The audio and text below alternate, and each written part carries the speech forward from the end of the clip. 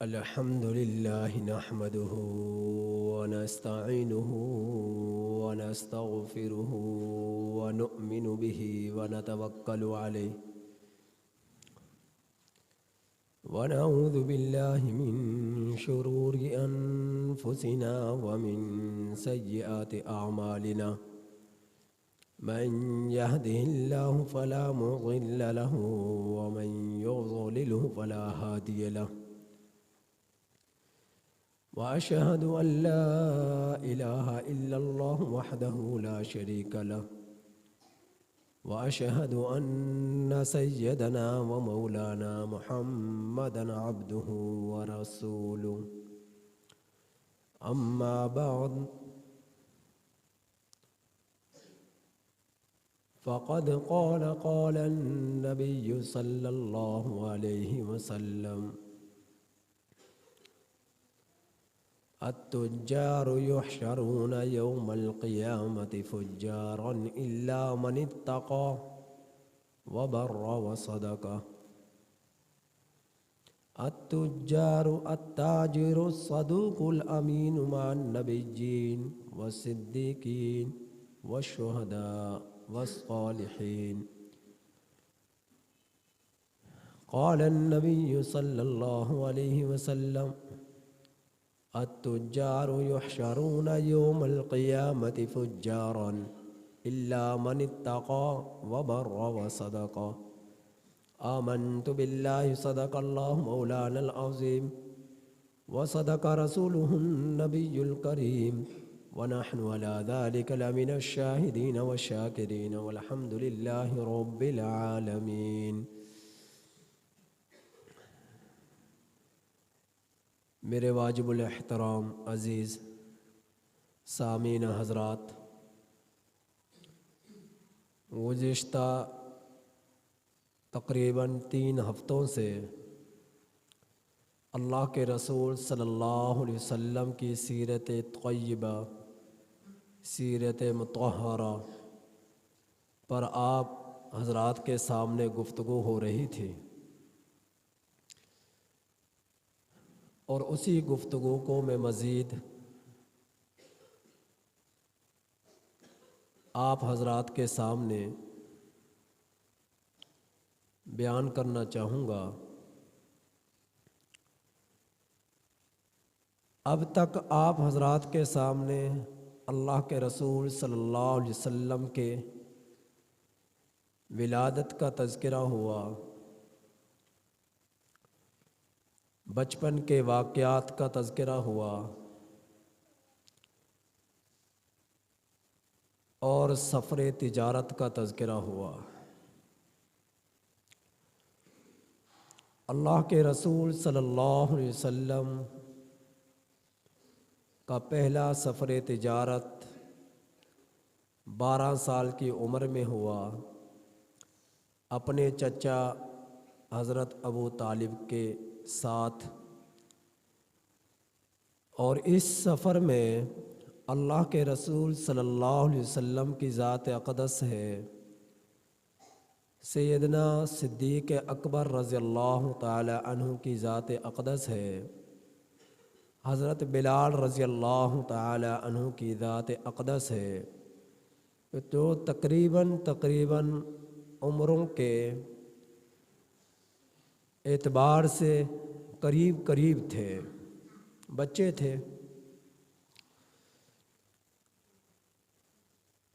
تو یہ سفر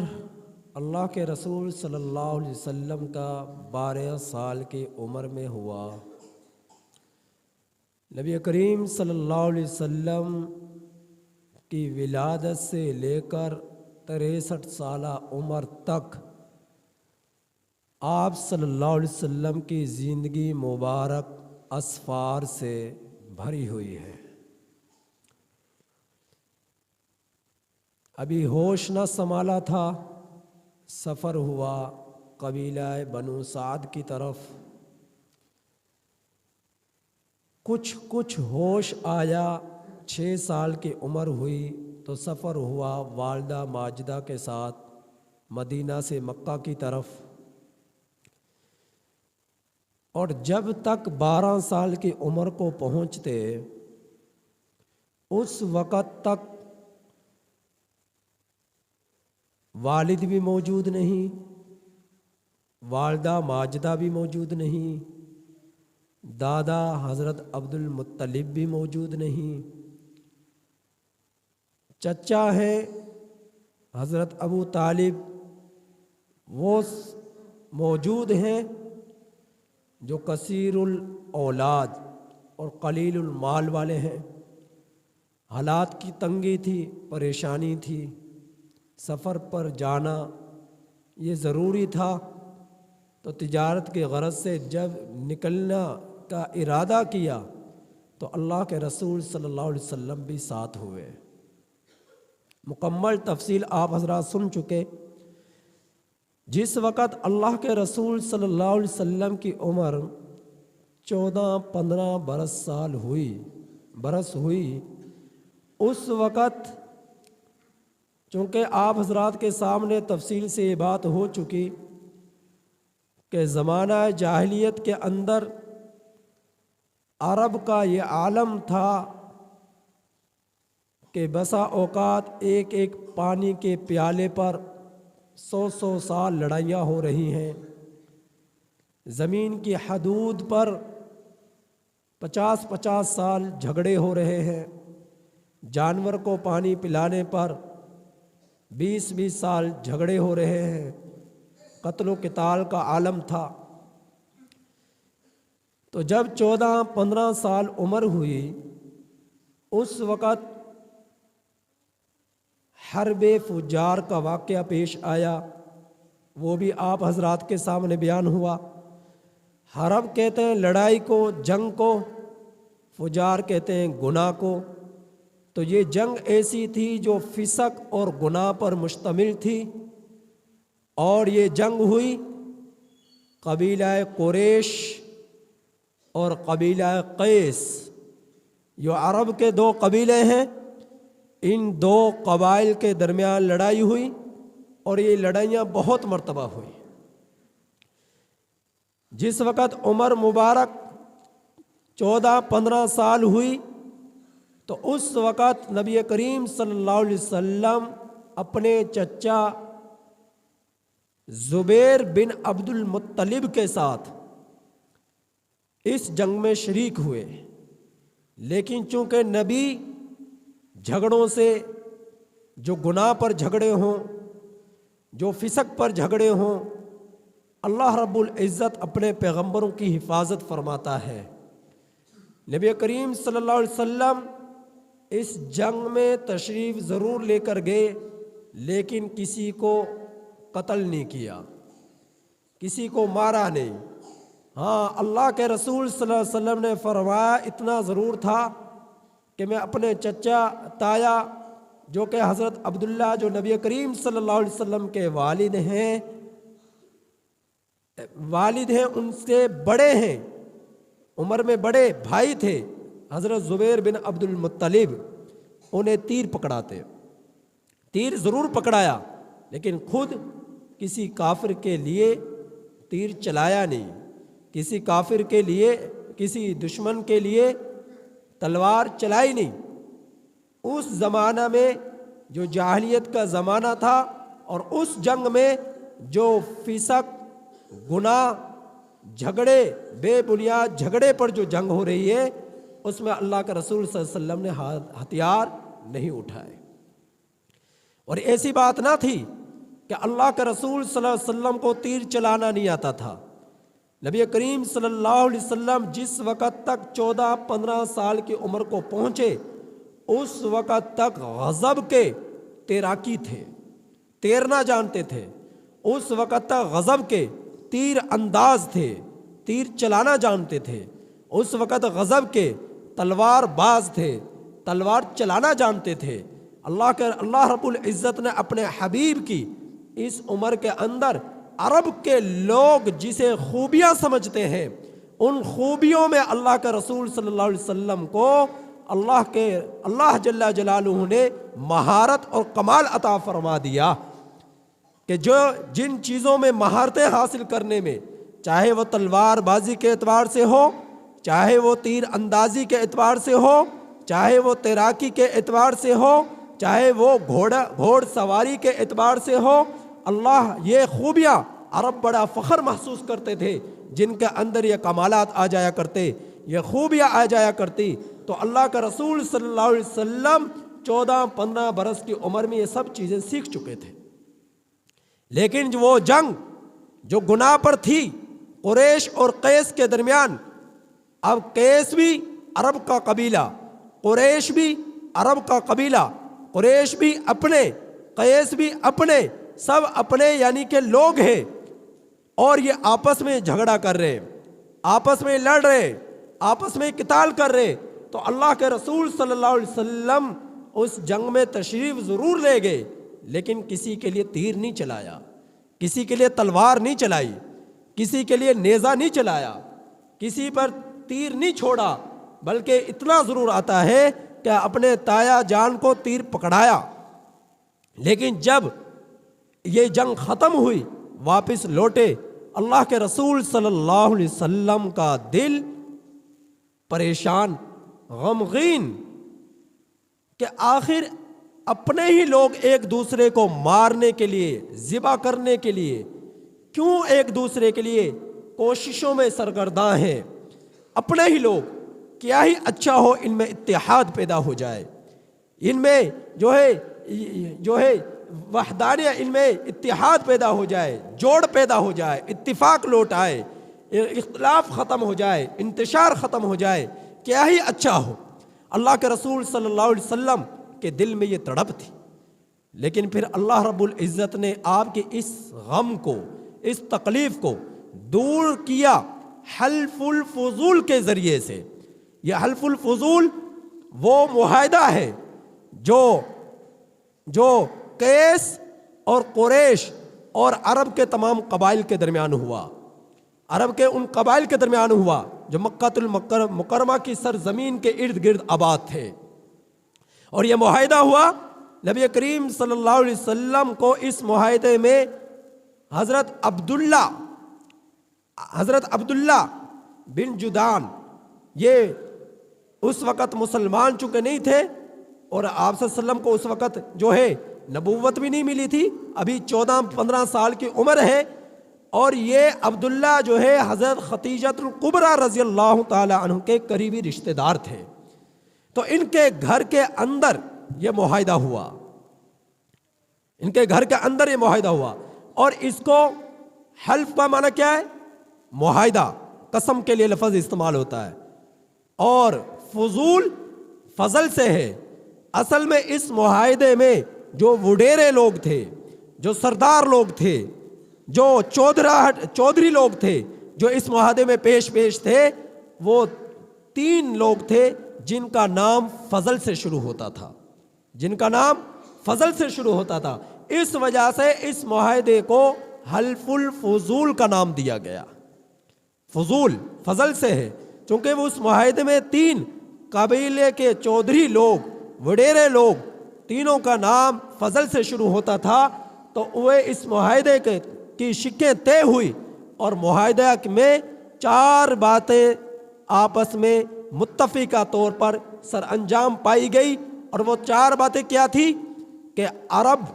کے قبائل کبھی آپس میں نہیں لڑیں گے، آپس میں کبھی جنگ نہیں کریں گے۔ دوسرا کیا؟ کہ اگر کوئی کسی قبیلے پر بھی باہر سے کوئی دشمن آ کر جھگڑا کرتا ہے، لڑائی کرتا ہے، جنگ کرتا ہے، تو پھر یہ عرب کے لوگ کیا کریں گے؟ یہ سب کے سب متحد ہو کر اس سے مقابلہ کریں گے، اس سے مقابلہ کریں گے۔ تیسری شک یہ سر انجام پائی گئی، اور وہ کیا تھی؟ کہ عرب میں، مکہ المکرمہ میں جو شخص غریب ہے، نادار ہے اور محتاج ہے، ضرورت مند ہے، سب لوگ مل کر اس کو تجارت کی مہارت دیں گے، اس کو مال مہیا کریں گے، اور اس غریب کو امیر بنائیں گے۔ وہ شخص جو ہے، جو غریب ہے، تجارت کا مال، سرمایہ اسے دیا جائے گا، اور وہ سرمایہ جو ہے لوگ سب کے سب متفق طور پر اس پر لگائیں گے اور وہ اس سرمایہ کے ذریعے سے تجارت کرے گا اور اس تجارت کے ذریعے جو نفع ملے گا اس کے ذریعے سے اپنی ضرورتیں پوری کرے گا۔ چوتھی شک یہ طے ہوئی کہ خواتین کا خیال کیا جائے گا۔ ایسی خواتین جو بیوہ ہو چکی اس وقت یہ سلوک کیا جاتا تھا بیواؤں کے ساتھ کہ جس کا خاوند مر جاتا وہ ایک کمرے میں بند رہتی 4 مہینے 10 دن تک، اور اسے کھانا دیا جاتا اس انداز میں جس طرح جانوروں کو کھانا دیا جاتا ہے۔ کوئی ان سے بات چیت نہ کرتا، ان سے ملاقات نہ کرتا۔ جس طرح ایک قیدی جیل خانے کے اندر بند رہتا ہے، اس طرح وہ بیوہ عورت جیل خانے کی طرح ایک کمرے میں بند رہتی اور جانوروں کی طرح اس کے سامنے کھانا پیش کیا جاتا، پھینکا جاتا، چہرہ تک نہ دیکھتے تھے۔ تو یہ جو ایک برا سلوک بیوہ کے ساتھ کیا جاتا، اس کے بارے میں کہا کہ ان ایسی بیواؤں کا خیال کیا جائے گا، ان کا احترام کیا جائے گا۔ ان کا ایک تو غم خاوند کی جدائی کا ہے کہ خاوند نہیں ہے، دوسری ایک نئی مصیبت یہ آ پڑی کہ لوگ نفرت انگیز نظروں کے ذریعے سے اسے دیکھا کرتے ہیں، اس کے ساتھ سلوک اور برتاؤ کیا جاتا تھا۔ تو یہ 4 شکیں اس معاہدے کے اندر طے ہوئی۔ تو آپ صلی اللہ علیہ وسلم نے جب اس معاہدے کو دیکھا کہ سر انجام پا چکا ہے تو اس قدر خوش ہوئے کہ نبی کریم صلی اللہ علیہ وسلم کا فرمان کہ نبوت ملنے سے پہلے اور والد والدہ دادا کا سایہ اٹھ جانے کے بعد سے سب سے بڑی جو میرے لیے خوشی کا دن تھا وہ یہ تھا جس میں یہ معاہدہ طے پائے گا، جس میں یہ اختلاف ختم ہوا، جس میں یہ انتشار ختم ہوا، جس میں عرب کے لوگ متحد ہو گئے، جس میں عرب کے لوگوں میں اتحاد پیدا ہو گیا۔ آپ صلی اللہ علیہ وسلم نے فرمایا کہ یہ دن میرے لیے سب سے بڑا خوشی کا دن تھا۔ نبی کریم صلی اللہ علیہ وسلم کی عمر مبارک تقریباً 20 سال کے قریب ہوئی۔ 20 سال کی عمر کے بعد نبی کریم صلی اللہ علیہ وسلم کے تجارتی سفر تیز ہو گئے۔ نبی کریم صلی اللہ علیہ وسلم جب باہر سے کوئی تجارتی قافلہ آتا اشیاء لیتے اور انہیں نفع کے ساتھ بیچ دیا کرتے، اور بسا اوقات دور دراز کے سفر جو کیا کرتے ان اسفار کے اندر جو نفع ملتا اگلے ملکوں میں، اگلی بستیوں میں، اگلے علاقوں میں انہیں نفع کے ساتھ بیچتے چلے جاتے۔ اور آپ صلی اللہ علیہ وسلم کا یہ معمول تھا، جب کسی چیز کو بیچا کرتے اگر اس کے اندر کوئی نقص ہوتا، کوئی خامی ہوتی، آپ صلی اللہ علیہ وسلم بتلا دیا کرتے یہ چیز جو ہے اس کے اندر فلاں نقص ہے اور یہ چیز اتنے کی دینی ہے، اگر تم خریدنا چاہو تو خرید سکتے ہو۔ تو اس کے اندر جو کمی ہوتی، کمزوری ہوتی، نقص ہوتا، نبی کریم صلی اللہ علیہ وسلم اسے بتلا دیا کرتے، جسے دیکھ کر لوگ انتہا درجے کا متاثر ہوئے کہ آپ صلی اللہ علیہ وسلم یہ کیسا امین اور صادق شخص ہے کہ اگر کسی تجارتی سامان کے اندر کوئی نقص ہوتا ہے تو اسے بھی بتاتا ہے کہ اس کے اندر فلاں نقص ہے تو اتنے میں فروخت کروں گا، اگر خریدنا چاہتے ہو تو خرید لو، یہ آپ صلی اللہ علیہ وسلم کے 20 سالہ عمر کے دوران کے واقعات ہیں، نبوت سے پہلے کے۔ ایک مرتبہ اللہ کے رسول صلی اللہ علیہ وسلم کا ایک شخص سے تجارت کے بارے میں سودا ہوا، اس نے کہا کہ آپ اسی جگہ پر رہیں، میں گھر سے جاتا ہوں اور پیسے لے کر آتا ہوں۔ نبی کریم صلی اللہ علیہ وسلم اسی جگہ پر موجود ہے، وہ شخص 3 دن گزر گئے نہیں آئے، نبی کریم صلی اللہ علیہ وسلم 3 دن تک گھر میں جاتے، کھانا کھاتے، تشریف لاتے اور اسی جگہ پر آ کر کھڑے ہو جاتے، آرام کرنا ہوتا تھوڑی دیر کے لیے جاتے، آرام کرتے اور اسی جگہ پر آ کر کھڑے ہو جاتے۔ 3 دن کے بعد وہ شخص آیا اور آ کر حیران ہوا آپ صلی اللہ علیہ وسلم کو دیکھ کر اور کہنے لگا کیا آپ 3 دنوں سے اسی جگہ پر میرا انتظار کر رہے ہیں؟ اللہ کا رسول صلی اللہ علیہ وسلم نے ارشاد فرمایا ہاں میں 3 دن سے اسی جگہ پر آپ کا انتظار کر رہا ہوں۔ تو وہ شخص کہنے لگا کہ کس قدر یہ وعدے کی پاسداری کرنے والا شخص ہے، وہ انتہا درجے کا متاثر ہوا اور پھر کہنے لگا کہ مجھے معاف کر دیجئے، مجھے نسیان کا مرض ہے، بھول کا مرض ہے، میں بھول جاتا ہوں، تو میں آپ سے سودا کر کر جب گیا تھا تو میں بھول چکا تھا اور مجھے یاد آیا تو میں دوبارہ یعنی اس جگہ پر آیا ہوں تو مجھے یاد آیا کہ میں نے آپ سے کوئی معاہدہ کیا تھا، کوئی سودا کیا تھا۔ تو اللہ کے رسول صلی اللہ علیہ وسلم نے 3 دن انتظار کے بعد یہ نہیں فرمایا، اسے برا بھلا نہیں کہا، اسی کے ساتھ سختی سے پیش نہیں آئے، اس کے ساتھ غصے کے ساتھ پیش نہیں آئے۔ آپ صلی اللہ علیہ وسلم نرم گو انداز کے ساتھ اس کے ساتھ پیش آئے اور فرمایا کہ آپ تو اپنا وعدہ بھول چکے تھے، لیکن میں محمد ہوں، میں وعدہ نہیں بھولتا۔ آپ کو اپنا وعدہ یاد نہیں رہا، لیکن میں محمد کی جفا کو دیکھ کہ میں محمد کے جفا کو یاد کر کہ 3 دن سے تیرا انتظار کر رہا ہے۔ آپ صلی اللہ علیہ وسلم نے اس سے بس اتنی بات کہی، اس کے علاوہ کچھ نہیں کہا۔ اللہ کے رسول صلی اللہ علیہ وسلم اس طرح معاہدوں کی پاسداری کرنے والے تھے کہ آپ صلی اللہ علیہ وسلم 20 سال کی عمر ہے، اس سے پہلے آپ صلی اللہ علیہ وسلم کو یتیم کہا جاتا تھا کہ یتیم ہے، باپ سر پر نہیں ہے۔ آپ صلی اللہ علیہ وسلم کو جو ہے یتیم کہا جاتا کہ دادا کا سایہ سر پر نہیں ہے، والدہ سر پر نہیں ہے، لیکن اللہ کے رسول صلی اللہ علیہ وسلم نے جب تجارتی اسفار کیے، تجارتی اسفار میں آپ صلی اللہ علیہ وسلم نے دیانتداری لوگوں کے سامنے پیش کی، سچائی لوگوں کے سامنے پیش کی، امانت داری لوگوں کے سامنے پیش کی، تو پھر لوگ آپ کو یتیم کہہ کر نہیں بلایا کرتے، آپ کو کہا کرتے تھے صادق،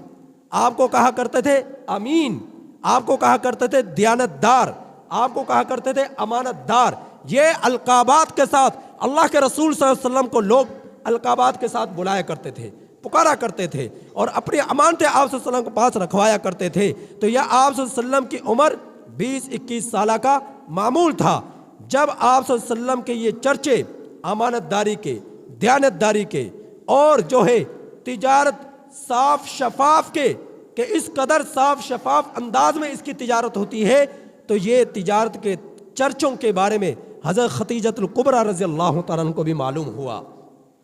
اور یہ خدیجہ کون تھی؟ وہ خاتون تھی جو 2 شخصوں سے بیوہ ہو چکی تھی،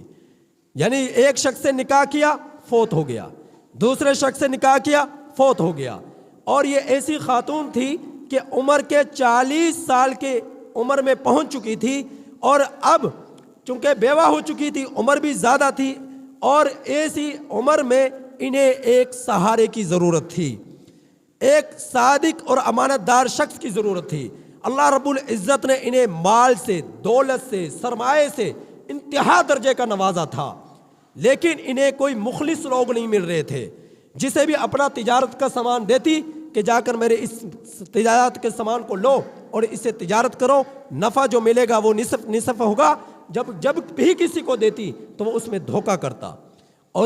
کرتا، امانت داری کے ساتھ، دیانت داری کے ساتھ نفع کو حضرت خدیجہ الکبریٰ رضی اللہ تعالیٰ عنہ تک نہ پہنچاتا۔ تو وہ پریشان تھی کہ میں کسی کو مال دیتی ہوں تجارت کے لیے تو اس میں دھوکہ ملتا ہے، کوئی صادق شخص نہیں ملتا، امانت دار شخص نہیں ملتا۔ تو آپ صلی اللہ علیہ وسلم کے بارے میں جب سنا، آپ صلی اللہ علیہ وسلم کے چرچے دور دراز علاقوں تک پہنچے، تو آپ نے اپنے غلام میسرہ کو بھیجا اور نبی کریم صلی اللہ علیہ وسلم کے پاس یہ پیغام کہ میں آپ صلی اللہ علیہ وسلم کو بلایا جائے۔ اور پھر آپ صلی اللہ علیہ وسلم سے جب ملاقات ہوئی تو آپ صلی اللہ علیہ وسلم سے فرمایا کہ دیکھو میں وہ عورت ہوں جس کا خامد